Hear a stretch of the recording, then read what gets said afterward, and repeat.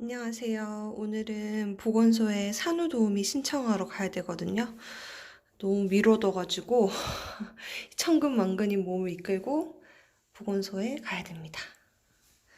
고고! 차겠습니다.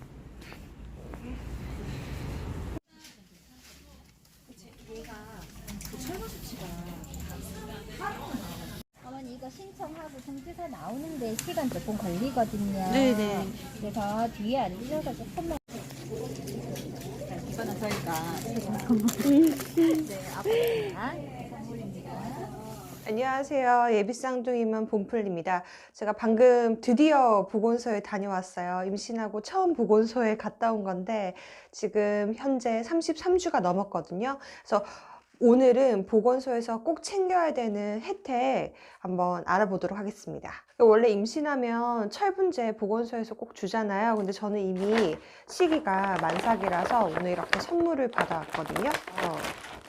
이렇게 내복 2개를 받았고요. 스펙트라 거 받았어요. 스펙트라 1리터로 이렇게 주셨어요. 그래서 요긴하게 잘 쓰겠습니다. 양말 딸이라고 하니까 이렇게 다 핑크로 주신 것 같아요. 보건소 가시면 크게 2가지 혜택은 꼭 신청을 하셔야 되는데, 첫 번째는 이제 산후도우미, 그다음에 두 번째는 영양 플러스라고 하는 정부 사업이 있더라고요. 중요한 출산하고 나서 산후도우미 쓰시잖아요. 그래서 정부 지원금이 어떤지 한번 보니까, 그래서 가서 안내받은 업체가 쭉 있고요. 번호가 있으면 이제 제가 이 업체에 대해서 알아보고 전화를 해야 돼요. 그래서 그런 부분과 가장 중요한 산모에 따라서 그 지원되는 군이 다르기 때문에 그 군에 따라서 정부 지원금 그리고 자부담금이 다 달라요. 그래서 그걸로 이제 상담을 받았고, 저 같은 경우는 쌍태한데 인력 도우미를 1명을 쓰겠다. 그리고 그 자격 소득 요건에서 크게 분류가 돼요. 그러면 거기서 이제 보건소 직원분이 이렇게 형광펜으로 쳐주시거든요. 그러면 저 같은 경우는 비통합 1형이에요. 그래서 이 구분을 그 업체에 알려주면, 산모님은 비통합 1형이니까 며칠을 쓰겠냐고 하시겠죠. 그럼 크게 3가지가 있어요. 10일, 15일, 20일 중에 선택을 할 수가 있어요. 그리고 거기에 따라서 정부 지원금이 이제 나오고 자부담금이 있는데, 저 같은 경우는 10일을 쓴다면 21만 7천원, 15일을 쓴다고 하면 60만 4천원, 20일을 쓴다고 하면 100만 원이 조금 넘는 금액이더라고요.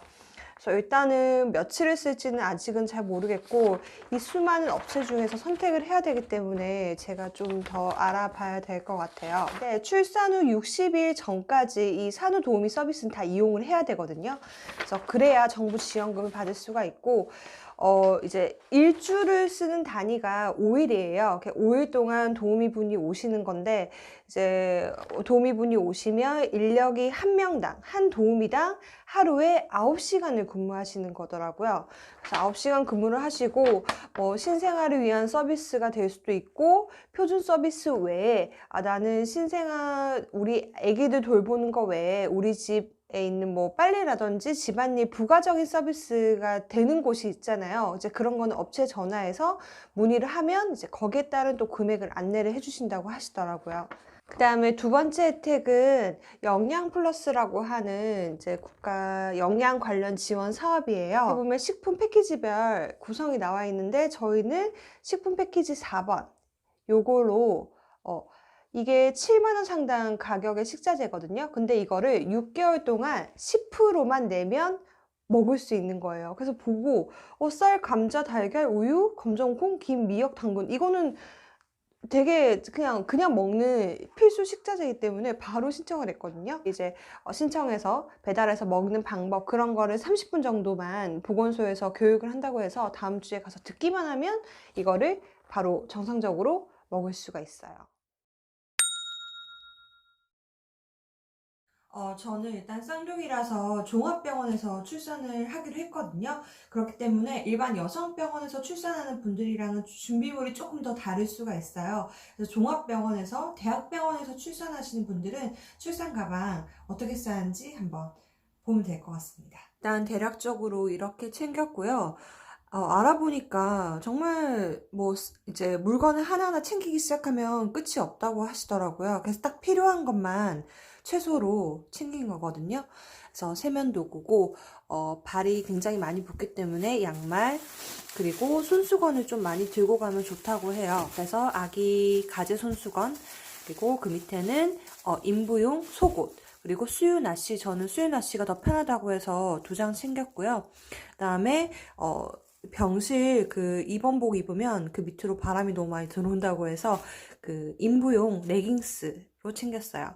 그리고 물 먹을 때 편한 물병, 그리고 제왕절개를 할 거기 때문에 산후 복대, 손목 보호대 챙겼고, 생리대, 물티슈, 이제 오버나이트까지 챙겼어요. 이제 오로랑 이제 이물질 같은 것까지 나오기 때문에 이걸 좀 넉넉하게 챙기라고 하시더라고요. 그리고 조리원에서 그냥 볼 책 하나 정도 챙겼고, 그다음에 이제 아이들 발진이나 이제 모유 수유할 때 엄마들 피부 보호 크림 할 수 있는 비판텐이 추천이 많아서 챙겼고, 나머지는 얼굴에 바를 이제 틴셀크림도 남은 거 가지고 가라고 하시더라고요. 조리원이 엄청 건조하대요, 병실이나. 그래서 팩 같은 거, 그리고 휴대용 가습기까지 챙겨가시는 분들이 있어서 저는 팩을 좀 많이 챙겼어요.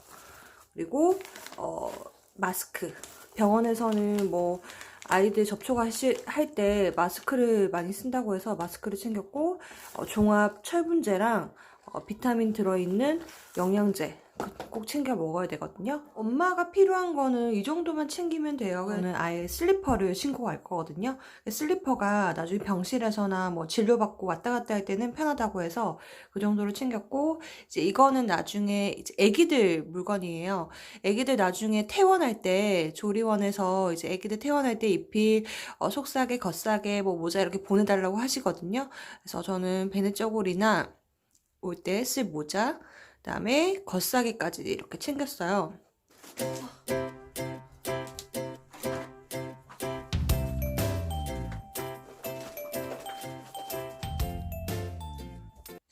금방 다 쌌거든요.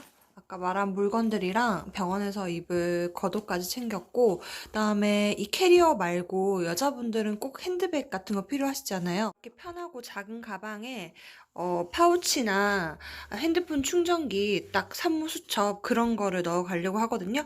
그래서 캐리어랑 이런 작은 가방 하나만 있으면 우리는 끝날 것 같습니다. 저는 2월 둘째 주나 셋째 주에 예정일 것 같아요. 그래서 미리 이렇게 챙겨놓고 나중에 혹시나 그 예정일 전에 뭔가 신호가 오면 빨리 가방만 챙겨서 잘 순산을 해야 될 것 같습니다.